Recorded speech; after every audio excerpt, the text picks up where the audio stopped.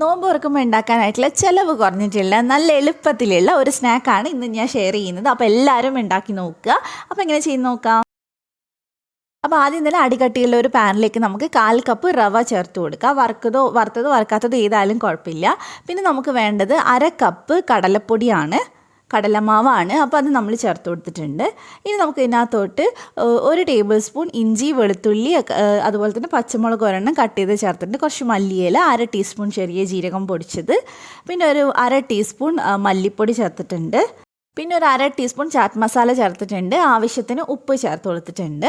ഇനി നമുക്കിതിനകത്തോട്ട് 1 കപ്പ് വെള്ളം ഒഴിച്ചിട്ട് ഇതിനെ നന്നായിട്ടൊന്ന് കലക്കിയെടുക്കണം.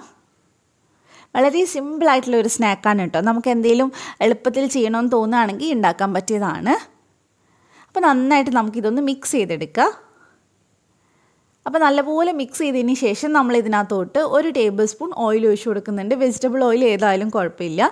എന്നിട്ട് നമുക്ക് ഇതിനൊന്ന് മിക്സ് ചെയ്തിട്ടൊന്ന് വേവിച്ചെടുക്കണം. പെട്ടെന്ന് തന്നെ റെഡി ആയിക്കോളും. പാനിൽ നിന്ന് വിട്ട് വരുന്ന പരുവാവുന്നത് വരെ ഒന്ന് വേവിച്ചെടുക്കുക. അപ്പോൾ ഫ്ലെയിം കുറച്ച് വെച്ചിട്ട് വേണം ചെയ്യാനായിട്ട്, കാരണം പെട്ടെന്ന് അടി കരിഞ്ഞ് പിടിക്കും. അപ്പോൾ ഇത് ചെറുതായിട്ട് തിക്കായി തുടങ്ങിയിട്ടുണ്ട്. കുറച്ചും കൂടി ഒന്ന് റെഡി ആവട്ടെ.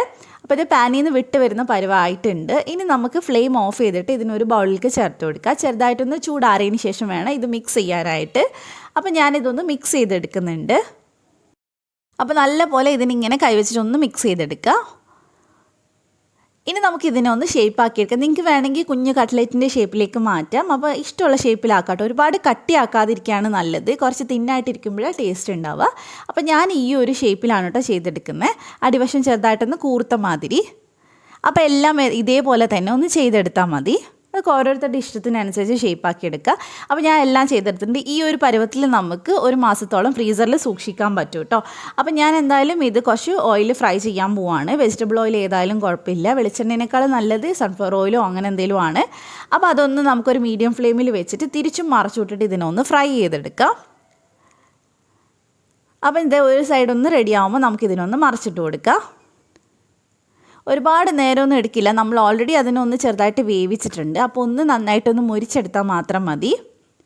അപ്പോൾ ഞാൻ തിരിച്ചിട്ട് കൊടുത്തിട്ടുണ്ട്. 2 സൈഡും നല്ല കളറായി വന്നിട്ടുണ്ട്. ഇനി നമുക്കിതിനെടുത്ത് മാറ്റാം. ഒരുപാട് എണ്ണയൊന്നും കുടിക്കില്ല കേട്ടോ. നല്ല ടൊമാറ്റോ സോസിൻ്റെ കൂടെ അല്ലെങ്കിൽ മയണൈസിൻ്റെ കൂടെയൊക്കെ നമുക്കിത് സെർവ് ചെയ്യാൻ പറ്റുന്നതാണ്. അപ്പോൾ ഉണ്ടാക്കി നോക്കാം. നമ്മളിതെല്ലാം ഫ്രൈ ചെയ്തെടുത്തിട്ടുണ്ട്. ഇനി നമുക്കിത് കട്ട് ചെയ്ത് നോക്കാം.